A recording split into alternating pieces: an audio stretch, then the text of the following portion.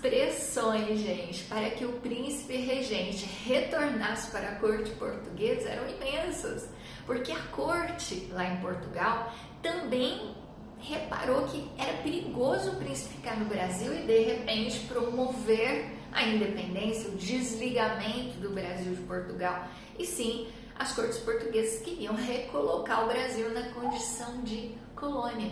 Então aqui um monte de forças políticas, o Partido Brasileiro, a maçonaria, algumas pessoas da igreja e principalmente José Bonifácio, né, o nosso grande nome da independência do Brasil, eles vão articular uma maneira de convencer o príncipe de que ele deveria ficar, de que essa era a melhor decisão. Sabe o que fizeram?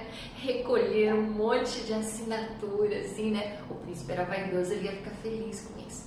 E nessas assinaturas, milhares dizia que eles queriam que o príncipe ficasse, fizeram uma festa para ele, entregaram aquele chumaço lá, né, de homenagem à assinatura, e ele teria dito em janeiro de 1822 o famoso: se é para o bem de todos e felicidade geral da nação, estou pronto, diga ao povo que fico. Você entendeu o que está acontecendo? Nós não estamos em setembro, nós estamos em janeiro e o príncipe está formalmente desobedecendo uma ordem das cortes, desobedecendo inclusive uma ordem do pai dele, né? Dizendo: olha, volta que o negócio aqui tá ficando feio. E aí, gente, vai ser uma pressão louca das cortes portuguesas para ele voltar, mas Dom Pedro, que futuramente será Dom Pedro I, vai começar a tomar uma série de atitudes onde ele deixa claro que está em andamento a independência do Brasil. Tânia, como assim? Dá um exemplo. Gente, ele fez um decreto chamado o Cumpra-se, no qual uma ordem vinda de Portugal, o Brasil pertence a Portugal, não é? Só poderia ser cumprida no Brasil diante do selo do Cumpra-se do imperador. Meu Deus, quem está governando o Brasil? As cortes portuguesas? Dom João, lá de Portugal? Ou Dom Pedro? Se nada pode ser cumprido sem a autorização dele. Sabe o que mais ele fez? Ele fez um decreto dizendo que tropas estrangeiras que desembarcarem no Brasil sem autorização serão consideradas inimigas, incluindo tropas portuguesas. Os portugueses disseram: como assim? Como assim incluindo tropas portuguesas?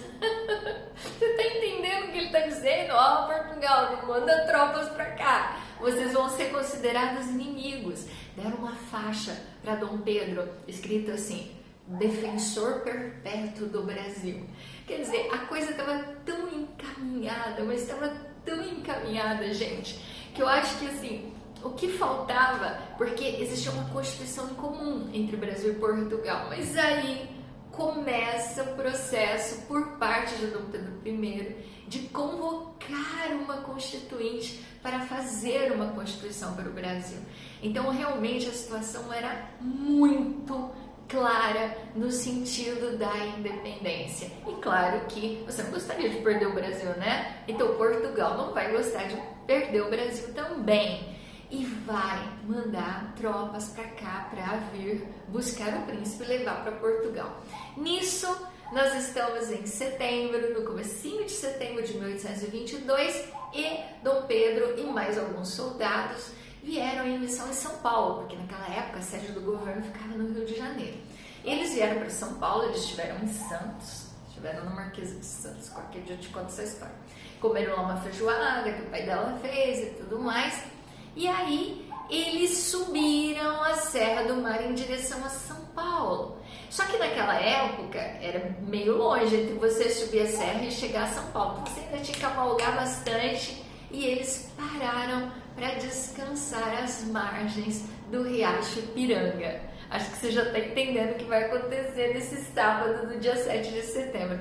Porém, deixa eu te contar, dias antes, a imperatriz do Brasil, eu estou falando de Carolina, sim, Leopoldina de Habsburgo, Leopoldina Carolina de Habsburgo, a melhor imperatriz que o Brasil poderia sonhar em ter na sua vida. Imagina uma mulher austríaca que aprendeu a falar português no caminho vindo para o Brasil, porque ela achava que era desrespeitoso não saber falar bem português.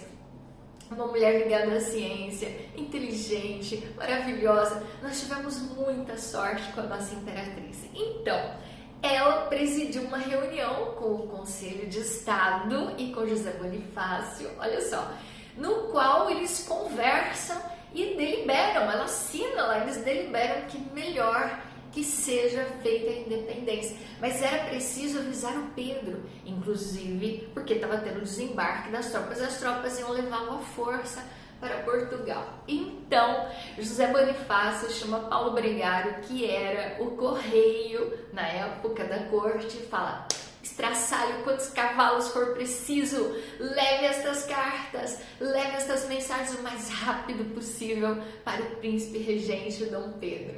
Aí, gente, você entendeu, né? Nesse momento, Dom Pedro tá lá com os soldados às margens do Ipiranga e chega quem? Não tinha música ainda, tá? Vai ser Dom Pedro que vai fazer essa música, mas essa música é depois. Só tô falando pra ficar emocionante. Aí chega quem? Paulo Bregário.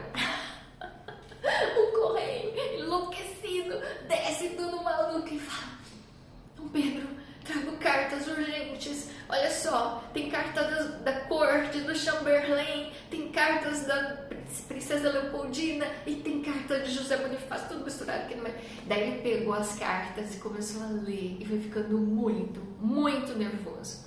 As cartas das cortes ofendiam, chamavam Dom Pedro assim de irresponsável, de moleque, de brasileiro. Para eles, falar brasileiro era uma ofensa, né? Para o cara ser um príncipe português.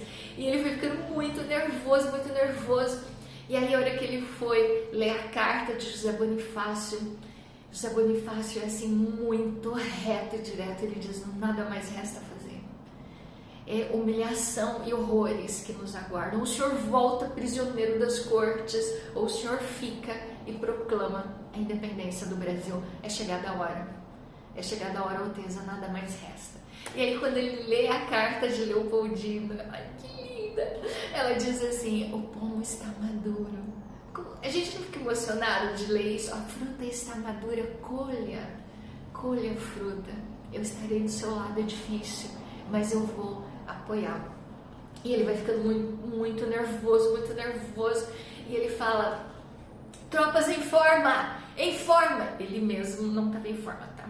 Porque ele estava com um pouquinho de diarreia, enfim, mas isso é outros 500. E aí ele pega o casaco dele, arranca as insígnias de Portugal, os laços, e diz: façam como eu. E aí ele joga os laços que simbolizam a união com Portugal. E ele diz: declaro a partir desse momento rompidos nossos laços com Portugal. Bota o casaco, sobe em cima da mula. Sim, era uma mula, não era um cavalo, mas isso não tem problema nenhum. E aí ele sobe na mula e ele fala: por meu sangue, por minha honra e por meu Deus, declaro que a partir deste momento é feita a independência em relação a Portugal. Diga aos soldados que agora é independência ou morte. E aí todos gritam: independência ou morte, independência ou morte. Sai todo mundo gritando. Então não sei se foi bem ele que gritou ou se foi a galera, mas ele tinha amassado as cartas, jogado no chão, e o Padre Belchior guardou as cartas. Olha que maravilha! A gente vai ter essa preciosidade. A gente tem documentos importantíssimos no Museu do Ipiranga. Ele está sendo reinaugurado, todo reformado, lindo. É um passeio que você tem que fazer com a sua família. E a gente tem uma história tão incrível, que na época, depois, né, de oficial da independência na época, foi o aniversário de Dom Pedro. Ele fez dia 12 de outubro, 24 anos, mas aí ele falou que não, que ele queria que mudasse isso e que fosse colocado como data oficial o dia que ele tinha gritado independência ou morte lá às margens do Ipiranga. E ele mesmo fez a música do hino, gente. Que outro país do mundo tem isso, né? Do universo entre as nações resplandece a do Brasil. Brava gente brasileira, longe vá, temor sem servil, ou ficar a pátria livre, ou morrer pelo Brasil. Linda nossa história. Vem conhecer mais, tá bom? Beijos!